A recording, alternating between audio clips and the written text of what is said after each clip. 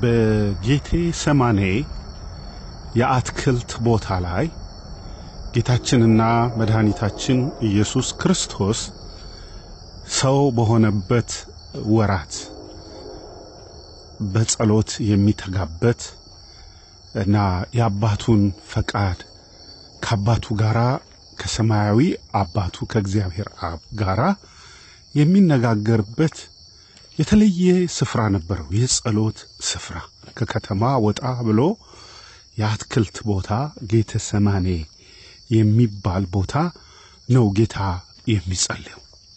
ያ የጸጥታ ስፍራ ነው። ያ እግዚአብሔርን ፊት የሚፈልግበት ቦታ ነው። እኛም ከጌታችን ከመድኃኒታችን ከኢየሱስ ክርስቶስ ፍለጋውን ትቶልን ከሄደው ከእግዚአብሔር ልጅ የምንማረው በቤታችን ውስጥ ስጋችንን እናሳርፋለን።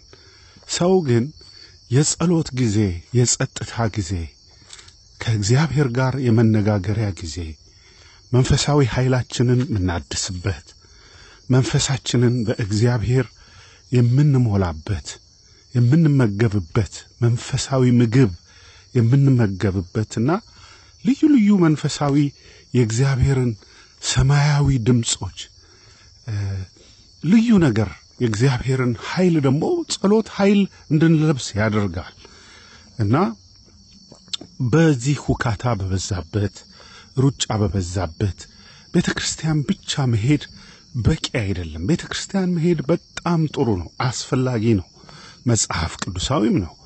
ወደ እግዚአብሔር ቤት እንሂድ ባሉኝ ጊዜ ደስ አለኝ ይላል። ሐዋርያትም ይጸልያሉ፣ ወደ እግዚአብሔርም ቤት ይሄዳሉ። በየምኵራቡ በየመቅደሱ እየተጉ ይሄደው ያገለግሉ ነበር።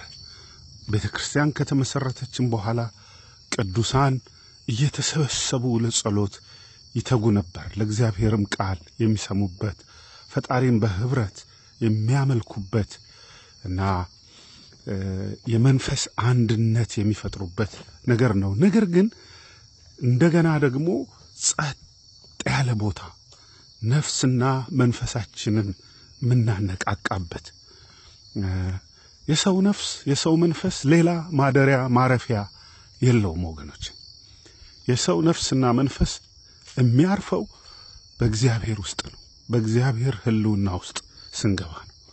ስለዚህ በእግዚአብሔር ህልውና ውስጥ ደግሞ የምንገባው በቃሉና በመንፈስ ቅዱስ ህልውና ውስጥ የምናድረው በእምነት በእግዚአብሔር ፊት በምንጸልይበት ጊዜ ነው።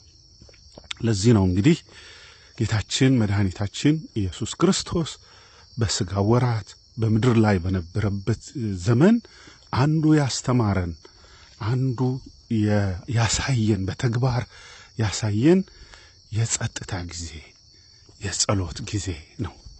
ያ ስፍራ ጌቴ ሰማኔ የአትክልት ቦታ ከከተማ ወጣ ያለ፣ ከሰው ጫጫታ፣ ከሁኔታዎች፣ ከማህበራዊ ነገሮች፣ ከግል ነገራችን፣ ከምድራዊ ነገራችን ወጣ ብለን መንፈሳዊ ነገራችንን እምናበዛበት፣ እንደገና ኃይልን የምንለብስበት ነው። ክብርና ምስጋና ለእግዚአብሔር ይሁን። ወገኖቼ የሚጸልይ ሰው ኃይል አለው።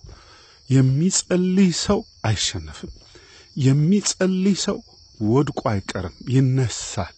በምንጸልይበት ጊዜ ጨለማ ይበራል፣ የጠላት ሥራ ይፈርሳል፣ የእግዚአብሔር ህልውና በነፍስና በመንፈሳችን ውስጥ ይፈሳል።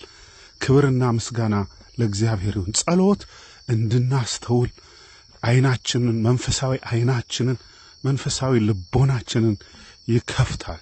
ጸሎት የገሃነም ደጆችን ያንቀጠቅጣል። ለዚህ ነው ጌታችን ኢየሱስ ክርስቶስ አንዱ የነገረን ኃይለኛውን ለማሰር ትልቁ ነገር ጾምና ጸሎት ነው። ይህ ወገን በጾምና በጸሎት ካልሆነ በቀር አይወጣም አላቸው። እምነት አስፈላጊ ነው፣ ግን የሚያምን ሰው እኮ አንዱ የእምነት መገለጫ እኮ ጸሎት ነው አይደለም?